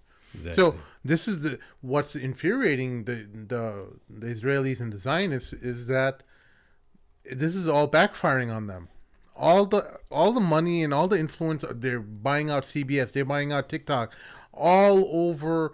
They're buying. I think they're also buying Warner Brothers as well. Like that's insane. Yeah, Larry Ellison's is trying to buy Warner Brothers, and there's where his son is. But anyway, they're trying to buy out all these areas of the media and influence and stuff, and people aren't buying it. You know what's funny? No, people see it though. They're like, of course, these guys are in panic mode. What's funny is that they're trying to control the narrative like 100%. While the UK is trying to pressure the ICC to drop these cases, you see a sharp increase in converts in the UK, 20%. Yeah. Because of the whole Israel-Palestine conflict. And what that tells you, and it literally as a result of the war. It's not anything else, right? Meaning because of the war of Israel and Palestine, it prompted British people to research Islam, and some people became Muslims simply by the resilience of Palestinian people, right? So it's amazing how Allah works, where they're working night and day to try to shield their partners and their masters, and all the while their own population is changing their entire worldview or perception of what is important to them.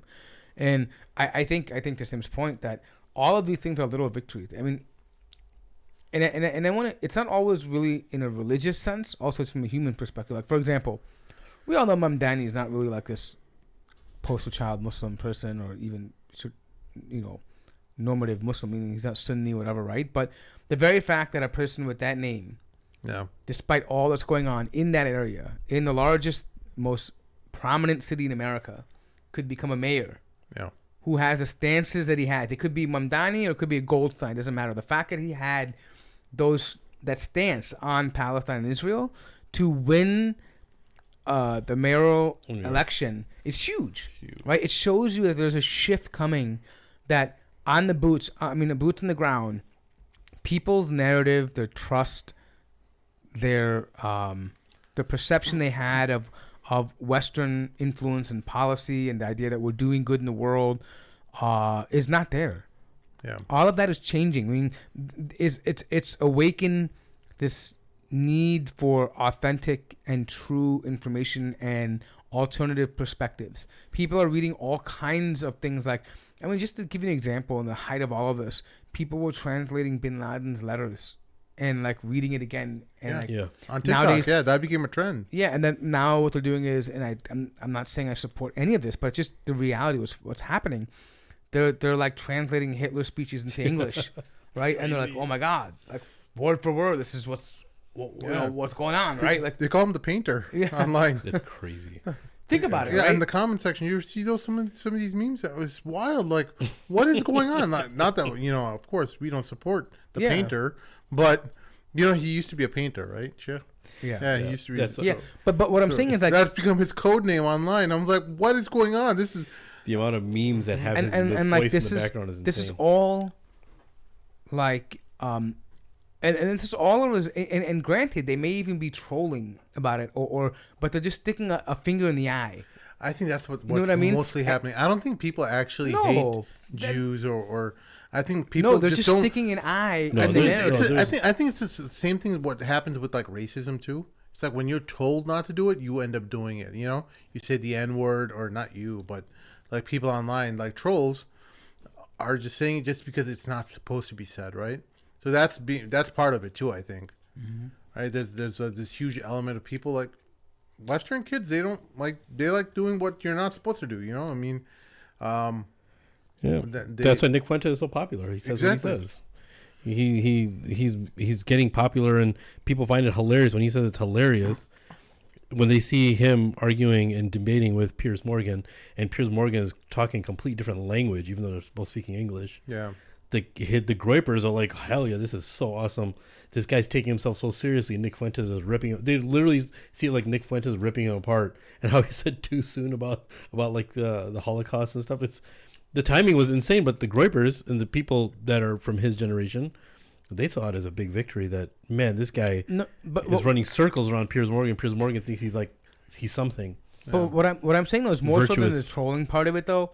Like, you could be against, I mean, I think they genuinely are against the genocide, right? But they know that they may not agree. Obviously, they probably, if they have the heart to be against the genocide, they probably wouldn't be okay with, the Holocaust either, right? But I think they use it in this case because they know it annoys the people that are genocidal, because they're using that to justify everything they've done, right? Yeah. So it's like, okay, well, since you hate that, we're gonna use it, right? Like, it's not appalling. I mean, if you can be if you don't care about us being appalled that you're killing and genociding, thousands of babies, then why should we care if you're appalled of us whitewashing the Holocaust, right? Like, it doesn't make a difference, right? They're used, like, for example, I could say, you know what, like, if I know Sheikh Hammer, I'm beefing with him, and he doesn't like the color white, right? I could be like, oh, even though I'm indifferent to it, right? I'm like, oh, white's such a great color. White's the best color in the world, right? And I know it bothers him, even though I'm indifferent to it, but I know I could care less about it, right? I could even hate white, but the fact that he doesn't like it,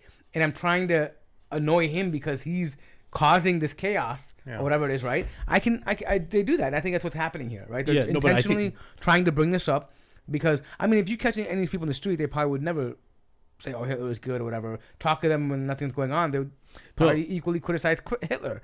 But they're just doing it because it angers the Zionists, like a narrative that, like, oh, yeah, this is happening. Yeah, but there are some people, like even like the Jake Shields crowd and these guys, they really don't like Jews. Like, it's not shock value for them. Oh, anymore. Yeah. These guys, like, they have a big following. Yeah. Like, they're like, oh, the effing Jews. Oh, the Jews. Like, they really think all the evil. Yeah, I think there's a little craziness along with those guys. There's no crazy, but it's getting a lot of traction because you see all these. No, but the problem with that attractions is only entertainment. The problem is that it's not genuine. Like, when push comes to shove, no one's going to take them serious on their analytic, because if you can just blanketly hate Jews, you're going to blanketly hate anybody else. And you know what? It just reeks of engagement farming. Like, you're saying what is rallying the masses, and you're getting a lot of followers, and that's kind of basically what the formula is. You build a following based on like a certain base who's kind of neglected, whether it's white supremacists or Palestinian, pro-Palestine people, what have you. When you start sending out those signals, you're going to build momentum, right? And you build off of that, and you just keep repeating that, and you have to kind of go one more notch up and say something more crazier and more crazier and more crazier, and that's kind of like what the online circus has become. Like circus, that's what it is. Yeah, you see some of these, like we were talked a couple weeks ago about some of these online dawa battles that are happening with some of the popular online dawa guys, and I'm like, so some of these guys are like debating women and stuff like that, like other sisters are like, and I'm like, what's going on here? It's like which, no matter how right you are, like, why does dawa when does it become like debating women? Like, just like, it's become like so like there were some family members and stuff who were like taking sides in this stuff, and I'm like, you do realize like these people, they're both benefiting, whether it's this guy or it's that girl.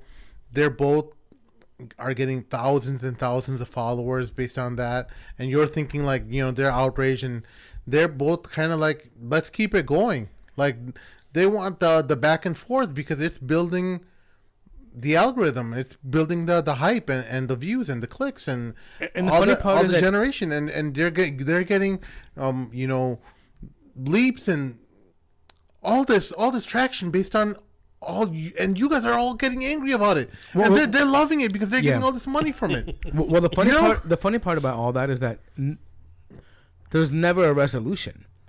No, I mean, it's not going to change. For example, I don't know exactly what's going on in that whole thing. I told you I pulled away from all of that. A, I don't have time. B, when I do have time, it's a waste of my time. Like I don't.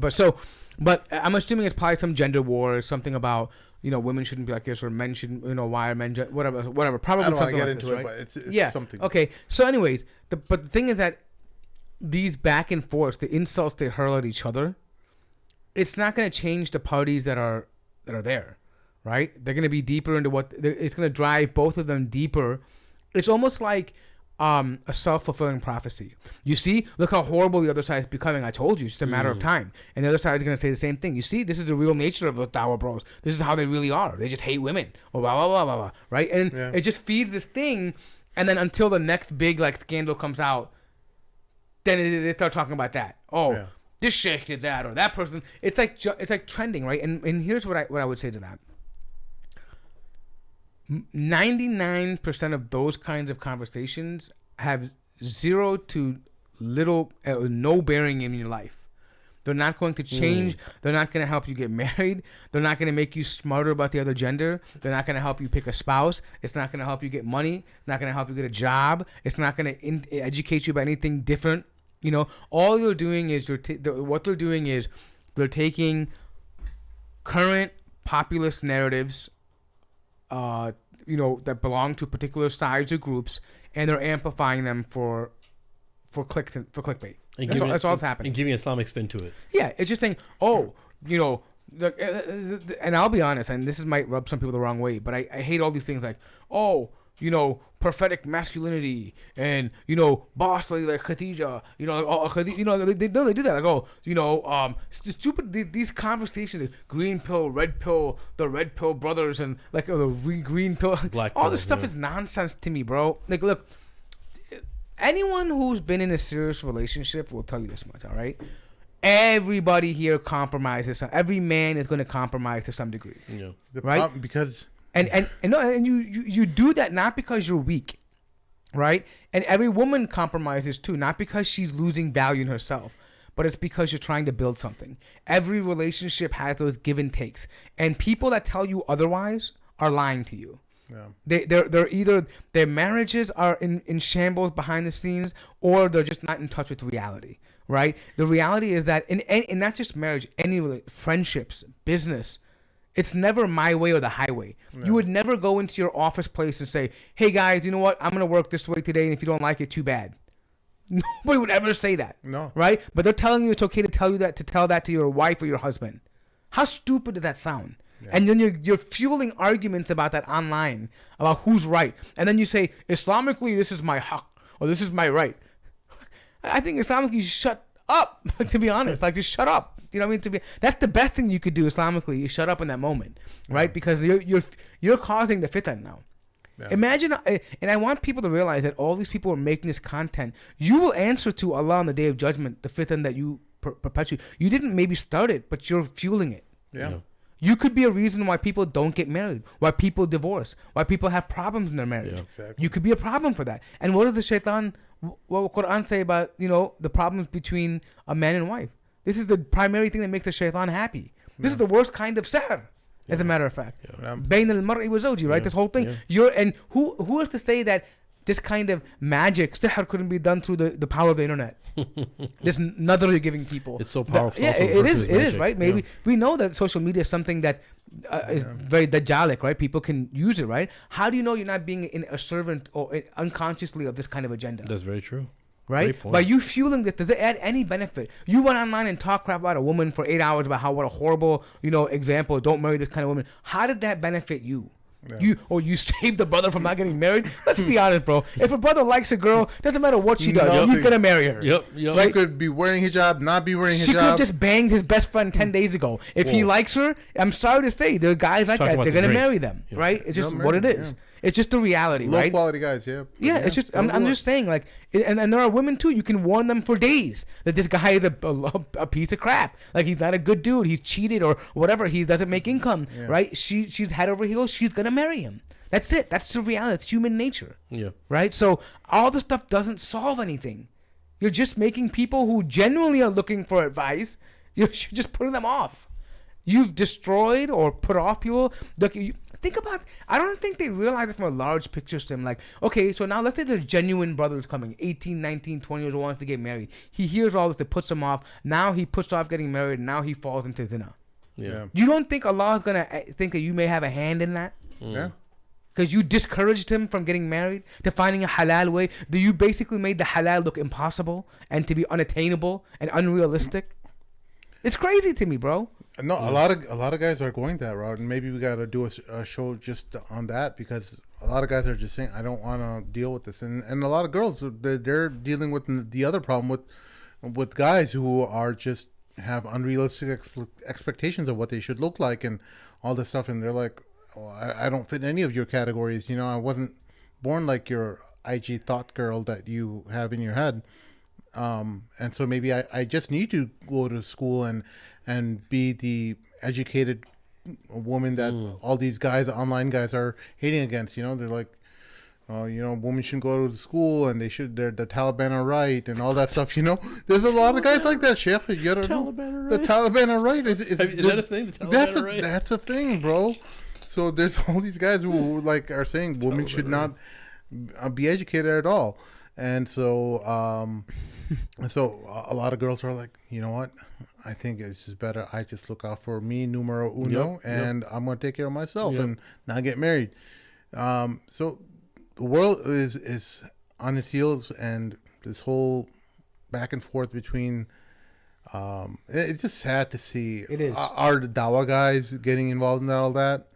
It's just like, man, you got bit by the algorithm bug, and you're just milking it. Yeah, it's a good way of putting it. You know why it bothers me a little bit? Because look, I mean, I don't have any daughters, but you guys do, right? And they're probably coming to the age of getting married. Yeah. Right? And now you have to educate them about this type of mentality now. Yeah.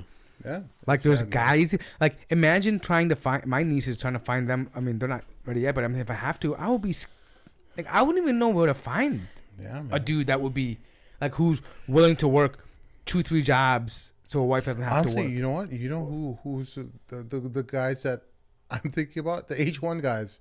The H1 guys are the hardworking guys. They come to this country. They just need a citizen girl. All right. And yes, there horror stories about the H1 guys too. Of course, there's horror stories with every type of category. But I honestly think those guys, you may have the most highest chance of success with. So here's the thing, right? For me, the horror story is not the issue. For me, the problem is if you're gonna do that, like if you are gonna be open to that, right? You have to raise the daughters with the acceptance that this is a different culture, because they have a entirely different culture. Yeah. Like H1 means they were raised in a culture where, hey, a woman's gonna be home, right? Or she's gonna be, you know. And some of them, I'm not saying all of them, but I mean, there's certain cultural unspoken things that they expect. And those things, if you don't educate your daughters or your son who's going to marry whatever it is, right, of those cultural sensitivities, it's going to break a marriage, right? They're going to feel like, oh, I can't connect with this guy at all. Right, exactly. And then if you have no connection, there's no mawadda, there's no closeness, right? It just feels like, you know, just kind of, I did it because my dad told me, my mom told, whatever it is, right? So I'm not saying it can't happen, but what I'm saying is that culture plays a big part. And the culture just doesn't mean you come from the same country, right? Originally, it also means like how you were raised, right? Yeah. So if you're raising daughters and sons who you might think are going to be marrying these, you know, H1 or foreign people, whatever, foreign country people, whatever it is, right? You should have a broader upbringing, meaning like a value set in your home, meaning to also understand that that's also okay too, meaning that otherwise, if they get into it, they're going to be like, I can't do this. Right? So it's not so much about, I'm sure they will provide, they will be masculine, whatever, all that stuff, right? But it may not be in the way that they understand. Yeah. Right? And then that just leads, then they're going to go back to the trash in the street because he's like, oh, he gets me. right? Well, it's not even just trash. It's like like these girls are now like, well, the Muslim guys aren't interested in me, so I'm gonna go to the non-Muslim guys, and that's where like a lot of the situation is now. It's just sad. Yeah, I mean, and honestly, I think, I mean, like I said, there's plenty enough of criticisms for both genders. Yeah. And to be honest, a lot of it falls on parents. Yeah. Meaning that, I think we talked about this before, but I don't think parents these days have like honest conversations about marriage from an early age. Yeah. Most people don't. No, I think a lot of conversations are happening with people online on the TikTok reels and stuff, and and those have become the educators instead of parents, and those type of discussions. People are just like, oh, my favorite influencer is saying that, you know, I don't have to take care of my husband, or and my favorite, the guy's like feed is telling him like, hey, I can treat my wife like crap, and she still should be like this to me, you know, and she should be respectful or whatever. You're right, but I think here's what I'm gonna say, right? we also watch social media, right? I'm on social media, and I know other people that are too. Why is it that social media influences certain people more than others? And usually what I found is the people that don't have a good example in home.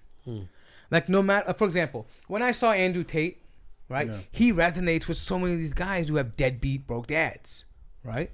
Or and fatherless homes. I was telling Sim that, dude, my dad was Andrew Tate before Andrew Tate. Like, what Andrew Tate is saying, everything that we grew up hearing every day.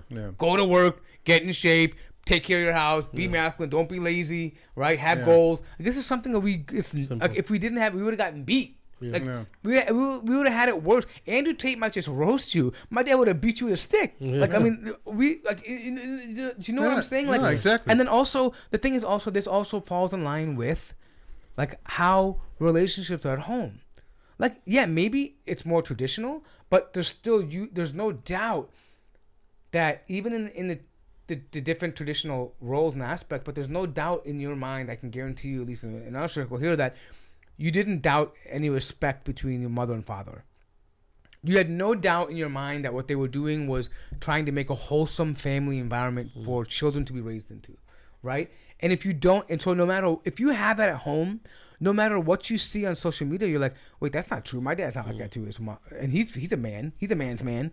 He's not like that. Or my mother doesn't feel insecure about doing the things she do. She didn't have all that, but they have a great relationship, right? They made it work. And like nowadays, it's funny because, you know, it's really great. It's funny to me that you hear people say, men and women, oh man, they've been married for 15 years, 20. Oh my God, that's so amazing, right? And but they don't want to do the things that those people want to do. Yeah. Like, for example, they'll congratulate people for, oh man, your parents were married for 50 years.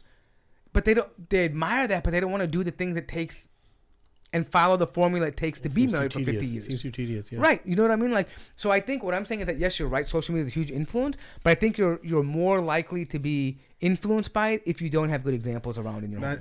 You're 100% right. I will just add to that. If you don't have anything going for you either, meaning a lot of people have a lot of time on their hands, not working, not improving their skills or what have you, and they're just spending time scrolling. Yeah. They're not limiting, just doom scrolling all day. Brain rot, man. I love that doom scrolling. Yeah. And the cool thing is, like, if you have something going on, you treat it as entertainment and you look through it and you close it off. You don't think about it. But if you don't have anything going on, you're consumed by it. Like, you start, this is how you know, right? You'll find a video that gets you for entertainment value and it resonates a little bit with you. Then you'll click that person's profile. Then you'll watch all the videos they have. And then guess what happens? The algorithm then builds, oh, this is the content that you like. Yeah, exactly. Then it starts feeding you every single thing. So now you're just doom scrolling, as you say, all day long, the same content. Women are trash. Men are trash. Oh, do this. Oh, this is how a high value man, high value woman, blah, blah, blah. You're in this bubble of nonsense. Yeah. Like, all these idiots who are miserable in their own lives, who spend all this money to make it look like they're happy, are feeding you nonsense to explain to you why you think that your life is horrible right now and how you have to fix it. Yeah. And their lives are in shambles. They don't earn money. They don't have a wholesome family life. Their kids probably hate them, or they probably can't have kids. Right? One of these things that's going on. They're not. Listen, a truly successful person I'm not saying that you can't make money on the internet. They will. But a person who's really getting it by effort is not wasting his time trying to teach you on the internet how to do it. Yeah. Right? All these, I'm telling you, and this is maybe, I hate it, a lot of Muslim people are in it. They offer these classes and coaches and stuff, right? But bottom line is, if you're out there making money off these things, you're obviously not doing it yourself. If you were making this kind of wealth and had all these great skills, you'd be fully vested in yourself and building your team around you. Yeah. You wouldn't be selling a product to somebody else to say, oh, hey, just be like me. No, because naturally people who are like, okay, I'm going to give an example. If I have you guys know the business models that I have right now. I was just explaining some things to you, right? I would never take that and tell someone, hey, this is how you grow your business. Go do this. Find this guy. I'm going to find it myself. Right? This giving back stuff is nonsense. Yeah. It's a gimmick to get people to make you pay. Oh, this guy's such a good guy. He made it so big. MashaAllah, brother. He's going to help other Muslims grow their network. Shut up, dude. Wait, I want you to explain that because you said this giving back thing is a gimmick. People are not going to understand what you just said. It's profound. So what I'm saying is that... What do you mean by that? So these programs that are designed, they say, oh, you know what? Look at me, man. I'm driving a Bugatti and I'm here and I got this money. You want to bring a halal income making $100,000 a year and this and that. Let me teach you how to do it, right? Like, I've made it and I want to teach others how to do it too. It's gimmick, bro. Yeah. Gimmick. It's all gimmick. How many times have you heard that one scam? Or it's not a scam, but it's been done in the past where you buy a home and then you borrow against that home and then you get another home and then you borrow against that home and then you get people to rent out these homes that you keep on buying. And it's like the most gimmicky way of thing. And are there examples of people succeeding with that and making a lot of money? Yeah. But that requires a tremendous amount of patience, skill, and not to mention just the some luck too. Just some qadr, right? I mean, what I mean is like you end up not having. Some renters lose their job, and now you're stuck with their rent because you're stuck with their mortgage. You can't kick them out because there's laws around that. The funny thing is, here's the number one thing that most of these. And I don't know how we got on this, but it's just something. And I can tell you that, and I'm telling you this is someone who's in. Pill thing. Yeah, but I mean, I'm just saying, I'm not trying to knock on brothers trying to make business, right? But I think there needs to be a reality check too, right? And I don't want people to lose money, right? And I'm on this because I'm a big believer in people becoming financially autonomous and independent, having agency, right? The reality here is this, right? Any Muslim person that's going to go into business and is going to teach you about business is going to tell you the first most important thing. What is it? If I ask you, as a Muslim business person or income earner, what is the first thing in your mind should be? What should it be? If I ask you, what is it? What do you think it is? It's halal, but to make sure it's not haram. Yeah. Okay. So that's one thing, right? But the first thing should be in my mind is whatever is written for you is going to come to you. True. Not a dime less, not a dime more. So you doing all this work is about making you rich. It's about you trying to maximize the potential to understand, to accept whatever qadar Allah is giving you. If it's meant for you, it may not be meant, because someone can do the exact same formula you're doing today, the same business move, the same property, the same business, and he can make $1 million. Yeah. Right? And you could be doing the exact same thing and go negative $1 million. Right? That is only in the hand of Allah. Yeah. All you're doing is and this is why going into business as a Muslim or starting something, of course we have methods like istikhara, planning, all the stuff that we do, but you have to go with the mindset that no one's going to help you, no program is going to make you rich. No person is going to make you rich. No formula is going to make you rich. Right? All of that, it may influence, it may help you. If it's meant for you, it's going to increase that chance.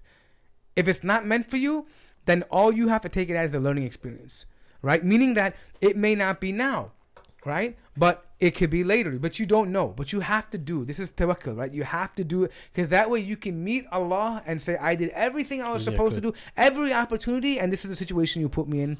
Alhamdulillah, either way, right? This is what it was. But I didn't waste my time, right? So this is the first thing I would say. Of course, halal is one thing, right? But I think even people who do haram, Allah gives them money. For whatever reason, right? So I mean, of course, it should be halal. We should worry about that. But the intention is the first thing. That nothing is written for me. I mean, I don't know anything about what's written for me.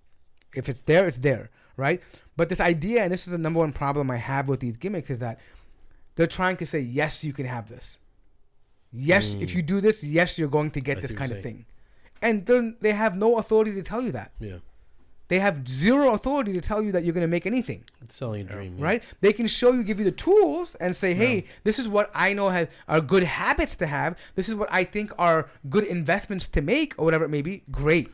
Bro, did you watch Eddie Johnny's video after he came back? No, I didn't. He came back. He took this big break off of YouTube, and he's like, he came back. He's like, I'm not doing this stuff anymore, where I'm coaching guys and stuff like that for marriage and stuff. I know I have, because he basically he came forward and he said, like, there's just inherent skills, biological traits that I have that these guys don't. I know I'm a good looking guy. I'm able to do the things I do, the ability to marry multiple women and stuff like that, and these guys just will never have that capability. So how can I honestly sell them these courses? Yeah, he's right, man. Like, I was like blown away. I've been like, for one of the few people online I've ever seen, very honest with him, to be so honest with your listeners, to your audience, and say, like, hey, some of you guys, no matter what you do, no matter how many courses you buy of mine, you will never succeed. You just don't have. You're not built that way. You're not built that way. You don't have those characteristics. I totally resonate, because listen, people ask me, hey, how do you, like, for example, there's some people in the chat, if I work 3 jobs, I want to have a family life, right? And I want people to know this. I'm not trying to. People are just built differently sometimes, right? But I have 4 jobs and 2 businesses. I still have time for my family, right? And I'm not saying that, look at me as an example. What I'm saying is that people are built different. You have to find what works for you. Yeah. That's why these gimmicks, I call them gimmicks, because there's no one formula. Like, every man, here's how I look at it, right? If you're a young man, you're going to have sets of problems in life. And you're going to have to find a way to deal with those problems. Your job as a man is to find solutions for those problems in the best way that you know how. Be as resourceful as you can, obviously keeping it halal. And then in the process of finding solutions for your problems, you'll find out what kind of man you are, what kind of system works for you, what kind of approaches work for you. You'll know that, right? You'll know what you can handle, what you can't handle. But there's no one size fits all. All of it. I mean, look, I'm not going to name and mention. I've started working multiple jobs many times. I mean, years ago, and I used to push many people in my circle to do so. Some people did it early on, some did it later, and some will never do it, right? And the ones that did it, it took them a while, but I didn't have to force them. I mean, I just said, hey, this is what I'm doing. I'm sure some of them saw me doing it, and they're like, oh man, if he can do it, I can do it, right? And they have it in them. Right? What's different? Because there's really nothing special about Mort. Mort's just another guy here. Nothing's. I'm not super intelligent. I'm not super. Whoa. You're pretty smart though. No, he's not. No, he's not. It's not. Don't lie to him. No, it's Wait, not. you selling a gimmick here? No. But what I'm saying is that What I'm saying is that I found out what works for me. Yeah. Right, and I can say, hey, this is working for me. Try it. Go for it. Right, and if it doesn't happen, whatever it does, you tried. Right, but again, my point being here is that nobody is going to be able to tell you the direction that you should take in your life except you. They can give you all the advice. Me and Simka and Amr could sit down with any young man right now and tell him, hey, do this, do this, do this. And you're going to become wealthy. You're going to become married earlier, whatever. You're going to be better in your deen. It'll protect you from this. But think of it like your father. How many times have you had fathers tell their sons, don't do this, do this? They're very strict. And they're telling you from a place of love. But despite even that love, you didn't do it. Yeah. You had to do it yourself. And then you find a way as a man when you grow older to do it yourself. Then you reflect on it and you say, you have the wisdom to say, man, my dad was right. Yeah. My dad knew what he was talking about, right? But by that time, it's too late. You had to find out for yourself what you need to do. Yeah. And that's okay if it's too late. It's okay. This is life. Because why? It's okay because it's qadr. Yeah. It's okay. True that. Right? So don't let anyone tell you that it's okay. I'm not saying don't feel bad about your situation. Feel bad. Feel bad so you can do good. Yeah. Don't beat yourself up, but say, hey, you want to change. That's natural. Right? So, and don't ever tell yourself you can't. Like some people say, oh, you can't do 3 jobs. Of course you can. You can. You have the greatest example of the Prophet ﷺ. Can you imagine a harder job than being a Nabi and then having to deal with a family life? That's true. Can you? What's more? What's yeah. I mean, the amount of people a job that would make you faint in Revelation, like the weight of a camel would come down. You faint, you're right. And you're telling me that you don't have time for a family? Well, look. So what I will add is, you have to build yourself up to it. You have to add things to your life gradually. You tomorrow you will not be able to do 4 jobs tomorrow. Sure. But you build yourself up. You start taking more responsibilities, and you start doing things to make your mind more elastic, efficient, to be able to handle, to learn how to manage tasks, and there's a process to it. So you have to really be open to the idea of growth. You have to actually be obsessed with, like, hey, this is not it for me. I need to progress, and I need to have this. I have this vision of myself in 4 to 5 years, or 3 to 5 years, and that's how I envision myself. And what do I need to do to get there? Yes. And literally, it's step by step, and that's all there is to it. No, you're right, and maybe I'm oversimplifying, but what I'm saying is that the prophet is an example, right? So can we be prophets? No, but we can certainly see that you can maintain a life. The Sahaba were busy. Like, for example, I love this story about Umar radiallahu anh. You would think, oh man, the Sahabas are so lucky, man. They got to just sit around the Prophet and just get wahi all the time and, listen to it. And, that's it. Their life was great. They were safe, right? No, but they had to work. Like Umar radiallahu anh had a partner with a farm. So one day he would go out to the farm, and the other Sahabi would attend the dars of the Rasul. And then the next day he would share notes with Umar, and Umar would come back and sit in the dars. Imagine a Sahaba who's saying, listen, I still got to work. I still got to tend to the land. But he made time. Why? Because he was determined to not miss on that. In a time of his life, man, what type of work did he do? He used to repair slippers. Right. Yes. He used to actually sew and repair slippers. So what I'm saying is that Sim is right, that it takes time. But if you don't start somewhere, when you start with one task, opportunity, you learn to build off of that. You say, hey, you know what? If I can do that, I've gotten efficient now in this. I've managed the time for this. I think I can handle a little bit more. Then you bring on something more. You have to also realize you can't be happy with being mediocre. You got to tell yourself Absolutely. You got to tell yourself hey, I have this one life I'm given, and I don't want to leave anything on the table when I'm 70, 80 years old, and wish I did more, better, invest in my time better, and you got to realize hey, once you start that kind of piece of wisdom doesn't fall into anyone. Some people, you can tell them that, and it still doesn't stick. It takes a little bit of maturity, and unfortunately for some people, it just arrives way too late for them to do anything about it. It's just when they're just old and decrepit, and they're stuck in their ways. Like, where has time gone? It's over with. Yeah. But if you're young enough, and you realize hey, and you have some confidence in you, you just build on victories, and you realize okay, well, I accomplished this. Now I got to build off that. I'm not gonna, wait for praise, and I don't need people to affirm me. Wait for my parents to say how proud they are of me. None of that. That doesn't mean anything anymore. Now it's real life because you're on your own, and you have family, hopefully, and people are counting on you to succeed. I think there's a lot to say about it, but there's so many things. I think this is one of the reasons why marriage is a huge barakah. Not only does it bring you rizq, but it also gives you purpose, right? Yeah. It gives you there's no driver bigger than you trying to say, my family's good, right? But also to what he's saying, that there has to be a level of I don't want to say arrogance, but there has to be confidence in yourself. Yeah, get how fire. That's why I'm saying build off victories. Yeah. So what I'm saying, and that confidence is not something you just sometimes some people have it innately. Some people have to build it. But in order to, if you have to build it, you look at things, right? Like say, hey man, I did this, or I was able to accomplish this goal. This is why goal setting, like Sim was talking about, is important. Like you say, because when you hit that milestone, then you're like, man, I achieved that. I didn't think it would be possible, but I did it somehow. And you say, if I can do that, I can do the next thing, right? And then you stop worrying about failure. You start worrying about, how do I hit that goal? I can do it. How do I do it? Right? And you start being obsessed with that, finding ways to improve that. And I think that's a bigger thing. And I can tell you right now, and I mean this the most sincere way. There's no such thing as failure in life. Yeah.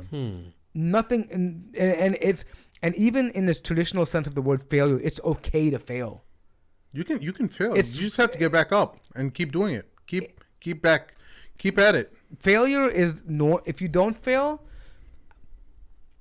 Okay, just put it this way. I don't know of a single successful person that hasn't failed. Yeah.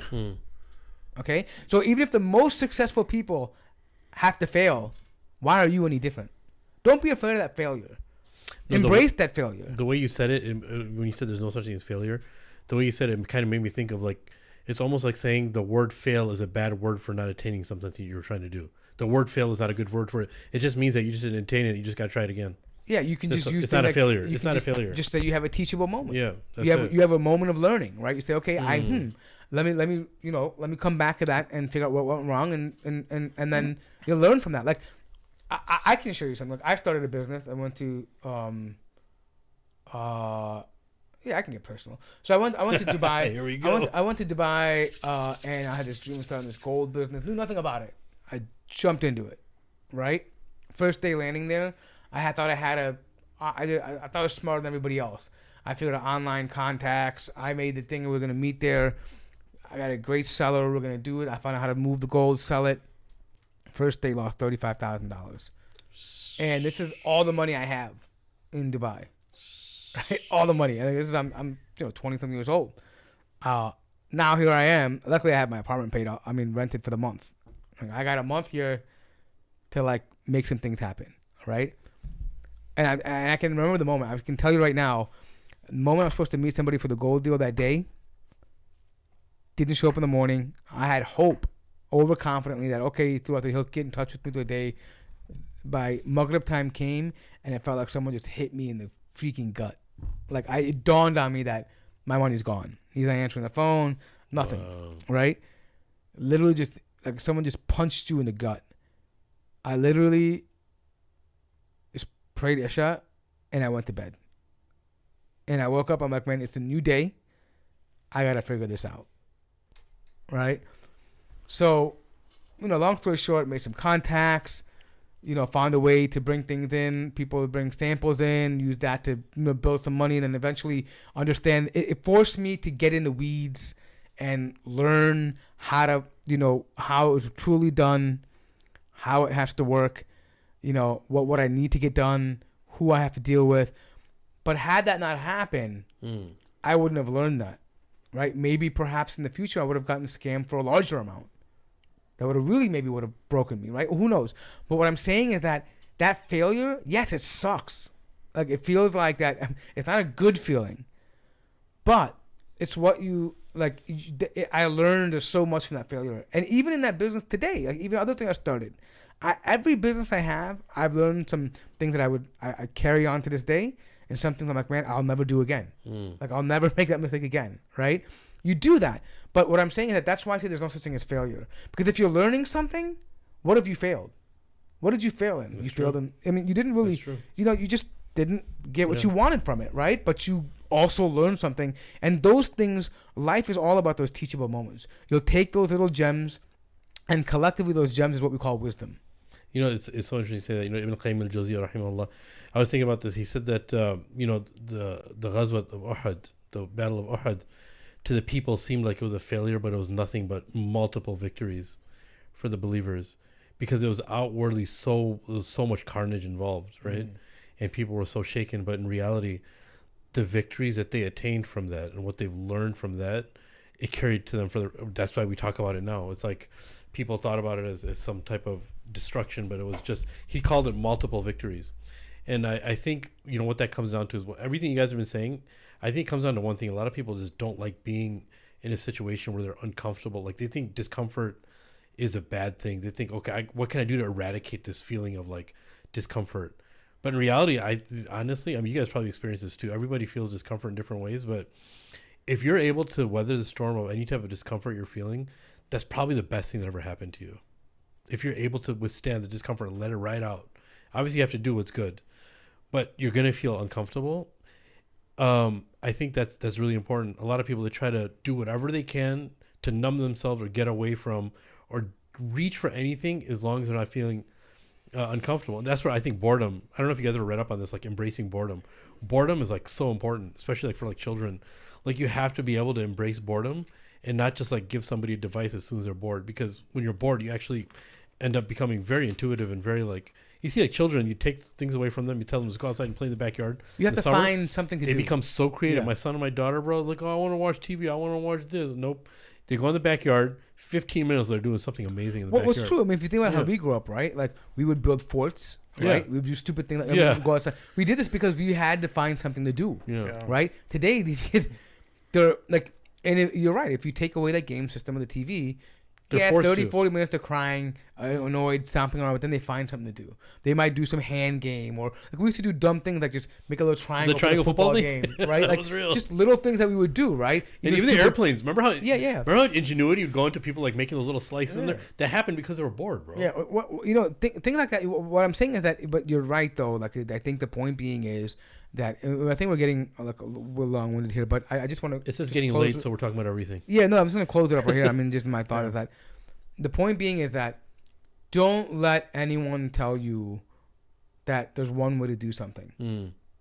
I'm not saying don't take advice, but what I'm saying is stay away from people that tell you, like they give you blanket advice, like meaning all rich people do this, all educated people do this, all men do this, all women do this, right? It's never true. Yeah. Right? You're a unique person. You need to find out what works for you, but don't give up on it. Failure and the reason why I'm talking about failure is because in finding who you are and finding what works for you necessitates failure. Yeah, exactly. Great advice. Right? So then when you have those series of failures, you'll take the gems and then you'll figure out, that works for me. Exactly. All right, folks, that's our show for this evening. Thank you all for listening. Make sure you hit like, throw a comment in the comment section below, and tell us your thoughts about today's show. We'll see you all next time. Assalamu alaikum. Salam. I want their leader brought here. I want him brought to me. I want the revolution crushed.